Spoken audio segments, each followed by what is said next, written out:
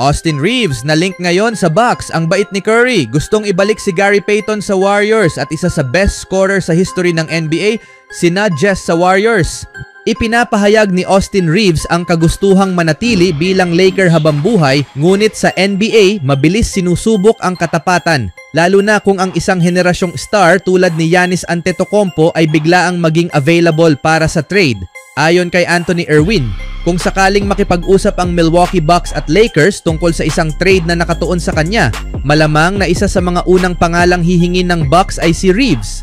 Ang undrafted guard ay naging paborito ng mga fans sa Los Angeles, ngunit ang pagtaas ng kanyang halaga ay maaring gawin siyang isa sa pinakakaakit-akit na trade asset ng Lakers. Halos siguradong kung papasok sa negosasyon ng Lakers at Bucks para kay Giannis, ang unang pangalan na tatanungin ng Milwaukee ay si Reeves, ani ni Irwin sa podcast. At doon mo iisipin, gusto mo ba si Giannis o gusto mong panatilihin si Reeves dito? Tumanggi si Reeves sa isang 4 na taon na offer mula sa Lakers nitong off-season. Pinili niyang ipusta ang sarili sa free agency sa susunod na taon. Kung tatanggihan niya ang kanyang player option para sa darating na season, magiging unrestricted free agent siya pagsapit sa susunod na taon. Kamakailan ay tinaya ni NBA insider Jovan Buha na maaari siyang makakuha ng kontratang aabot sa 4 na taon at mahigit $120 milyong, isang napakalaking pag-angat para sa isang player na hindi na draft 4 na taon pa lamang ang nakalilipas.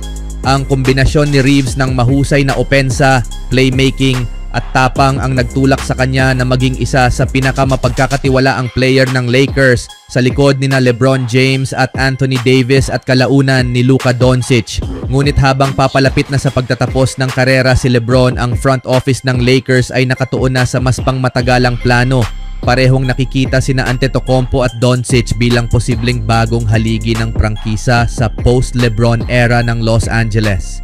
May kontrata pa si Antetokounmpo sa Milwaukee hanggang susunod na 2 taon, ngunit may hawak siyang player option sa huling taon na maaaring magbigay sa kanya ng pagkakataong maging unrestricted free agent. Kung muli na namang mabigo ang Bucks sa playoffs, naniniwala ang ilang insiders ng liga na maaaring humanap ng panibagong sitwasyon ang Greek Freak. Kapag nangyari ito, maaaring isama si Reeves sa isang sign and trade deal.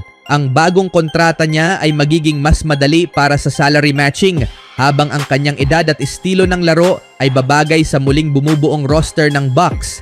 Gayunpaman, kakaunti lamang ang trade assets ng Lakers. Sa susunod na summer, magkakaroon ang Lakers ng access sa isa pang first round pick. Inaasahang makikipagkarera rin para kay Antetokounmpo ang iba pang contenders gaya ng Golden State Warriors, Miami Heat, New York Knicks, San Antonio Spurs at Los Angeles Clippers kung pilitin niyang umalis sa Milwaukee. Maaring umasa na lang ang Lakers kung malinaw na ipapahayag ni Giannis na sa Los Angeles lang siya handang magtagal. Sa sumunod na balita, gusto ni Stephen Curry na muling pirmahan ng Golden State Warriors si Gary Payton. Ayon kay NBA insider Brandon "Scoop" B. Robinson, si GP2 ay isang walang pangalawang restricted free agent. Naglaro siya sa 62 laro para sa Warriors noong nakaraang season. May average na 6 na puntos, 3 rebounds, 1 assists, 1 steal at 1 block, habang may shooting percentage na 57% mula sa field, 32% mula sa 3-point range at 71% mula sa free throw line. Anak ng Hall of Famer na si Gary Payton Sr. na panalunan ni GP2 ang championship 3 taon na ang nakalilipas kasama ang Warriors. 2 beses na siyang naging bahagi ng prangkisa. Sa edad na 32 taon, may career averages siya na 5 puntos, 3 rebounds, 1 assist, 1 steal at 1 block. At naglaro na rin siya para sa Milwaukee Bucks, Los Angeles Lakers, Washington Wizards, Warriors at Portland Trail Blazers. Natalo ng Warriors ang Houston Rockets sa unang round ng playoffs sa loob ng 7 laro. Ngunit natalo naman sila sa Minnesota Timberwolves sa second round sa loob lamang ng 5 laro. Wala pang ginagawang galaw ang Warriors sa free agency ngayong off-season dahil sa issue ng restricted free agency ni Jonathan Kuminga. Ayon sa isang source, kapag nalutas na ang sitwasyon kay JK, naniniwala ang Warriors na pipirma sina Payton, Al Horford at DeAnthony Melton ng kontrata sa team. Nag-offer ang Warriors sa kanya ng 2 taon na kontrata na nagkakahalaga ng $45 milyong. Ngunit tinanggihan niya ito dahil ang pangalawang taon ng deal ay team option at hindi player option. Wala ring team na may sapat na salary cap space upang bigyan si JK ng offer sheet. Hindi interesado ang Warriors sa mga alok ng Phoenix Suns at Sacramento Kings sa mga sign and trade talks at pinutol na ng Warriors ang pakikipag-usap sa dalawang teams.